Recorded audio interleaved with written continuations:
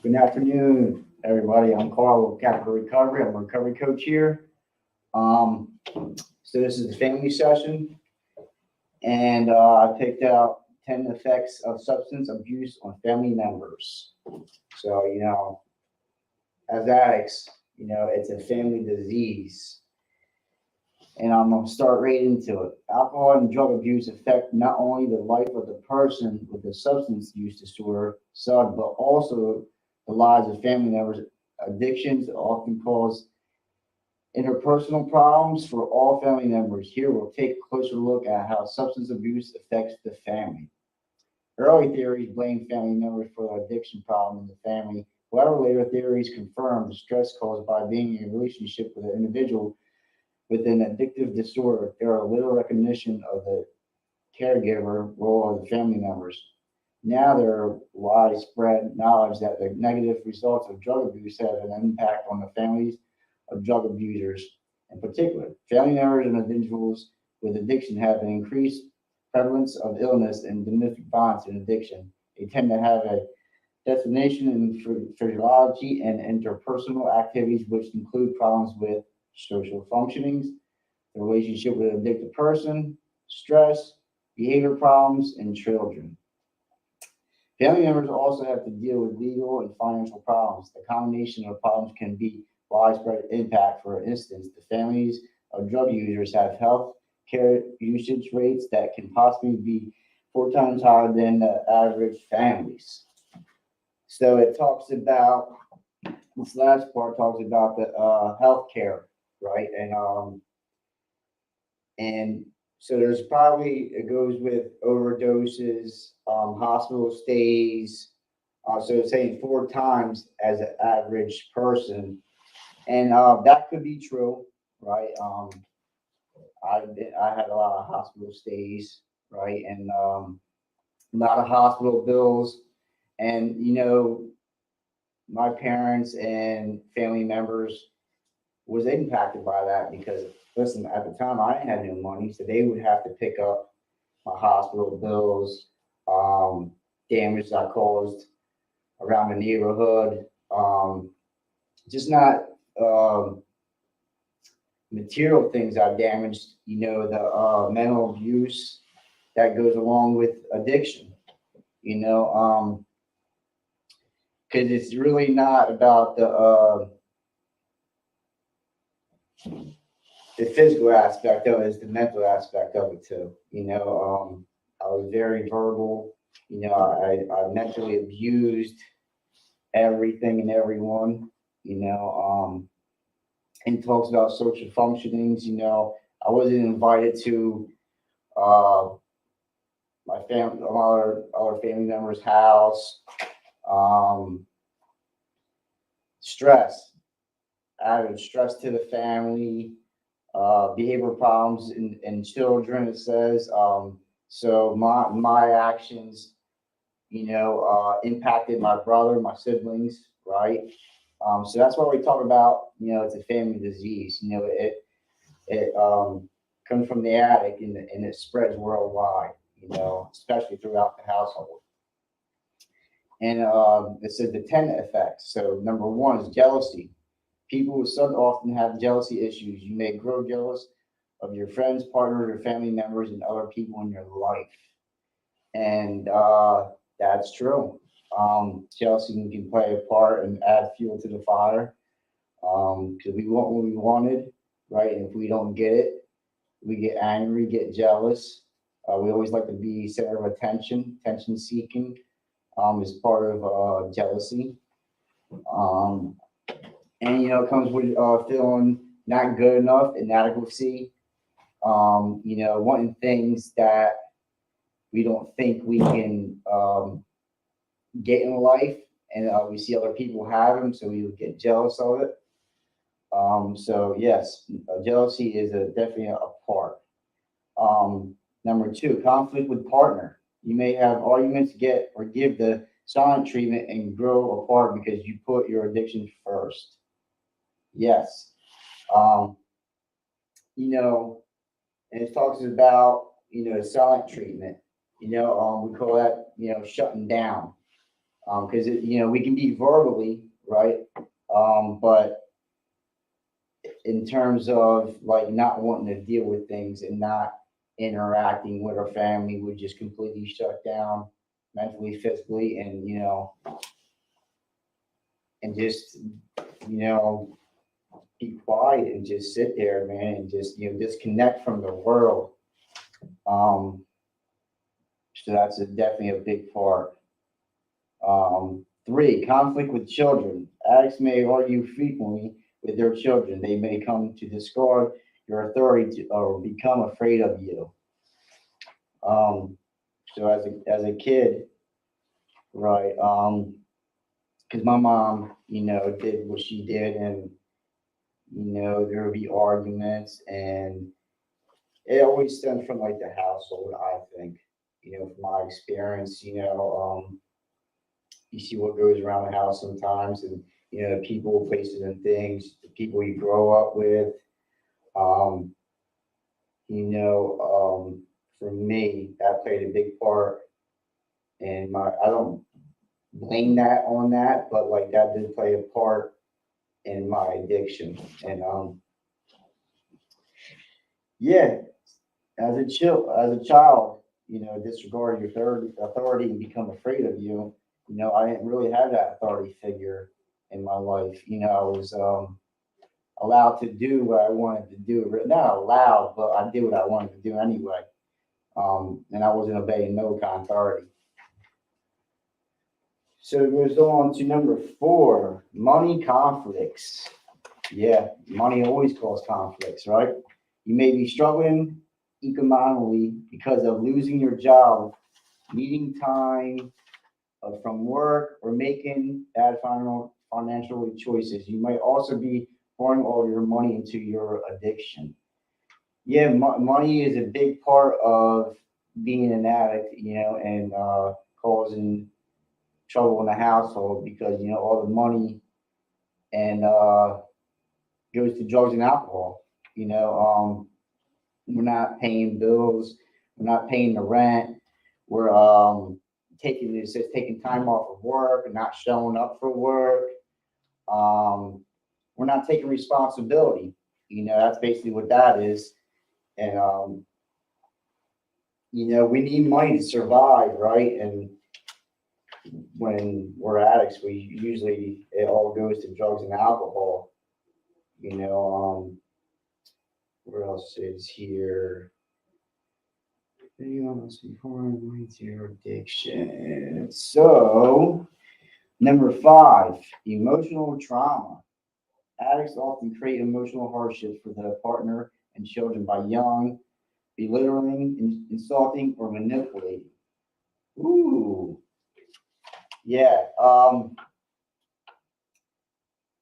There was always healthy conversations. There was never healthy boundaries. It was always the yelling, the insulting. What can I get from you? I would lie, steal. Um, talks about trauma, and that I always say adds fuel to the fire. Trauma is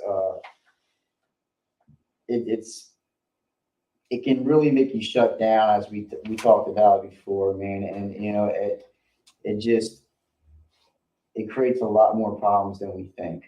We might not think about some of the things we've been through as trauma, but the older we get and the longer we stay clean and sober, it really some of the things do play a big part in our recovery. And things we got to deal with. We got to deal with these traumas.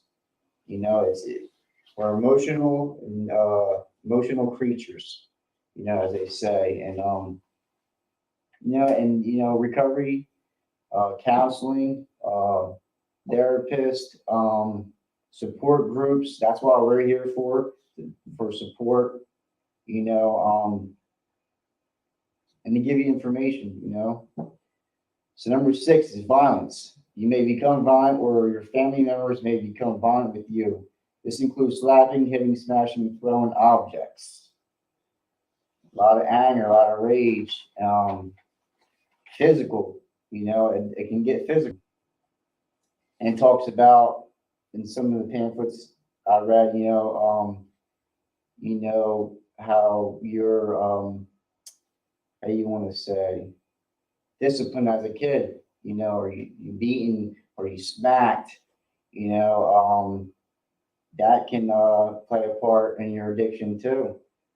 Um, so violence can be a big part um, while we use drugs and alcohol. Why does it cause problems in the home? Um, 7, cheating. Substance abusers often become distant from their partners and tend to find satisfaction through pornography, internet sex, prostitution, or find someone else who they believe understands them. So being disloyal, um, sleep with multiple partners, you know, only telling some truth to do what we want to do, cause arguments and fights so we can do what we want to do. Um, so cheating, that's, and, it doesn't mean just with a partner, it talks about pornography, internet, sex, prostitution, all them things is a sign of cheating. Some of us think that. So number 8, separation. Behavior affected by addiction may cause separation, divorce, isolation from others. Family members, especially children, this happens because they are taken from you or because they don't want to be around you. So that separation, because sometimes, whoever's in the home using drugs and alcohol, you might be at your mom's and then you go to your dad's, not having a stable home.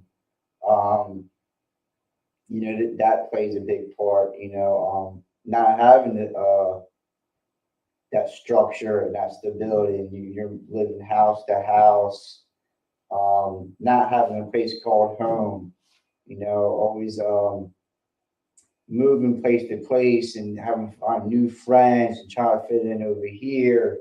So you have that separation that can make you feel lonely. Loneliness is can play a big part in addiction. So number 9, patterns. An example of that, an addict sets will have an influence on their partner, children, and other family members. There are a high risk that your children will become addicted to drugs or alcohol.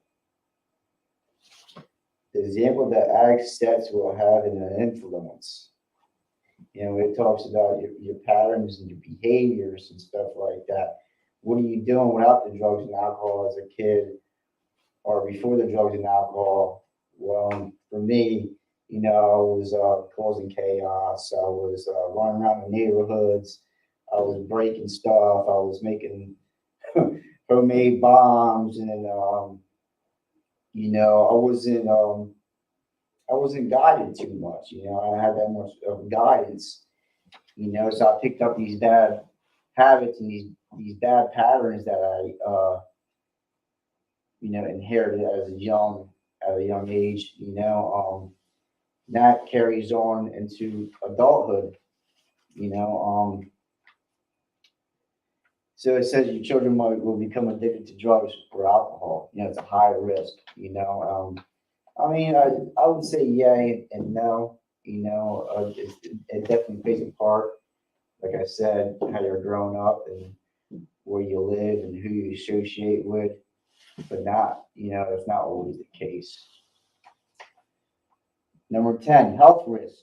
Drinking while pregnant can cause damage to a baby's brain, known as fetal alcohol syndrome. Smoking can cause health problems from secondhand smoke, including lung cancer, and being under the influence of drugs and alcohol can impair your judgment and lead you to neglect and harm to family members. Yes, health risk. Um, I didn't know that, you know, drinking while pregnant, it says as a fetal alcohol syndrome. That's something new that I heard from me. Um, but yeah, drinking and drugging and smoking and stuff like that when you can be pregnant, it's just not healthy. It's not healthy for the baby. It's not healthy for you. It can cause, sickness with the baby. You're taking so much medications or pills or stuff like that, and the baby can be born addicted. And they can die from that. A baby can be born withdrawing. And they have to medicate the baby for so long, and withdraw them off of certain medications or certain substance or MATs or whatever. Because it's harmful.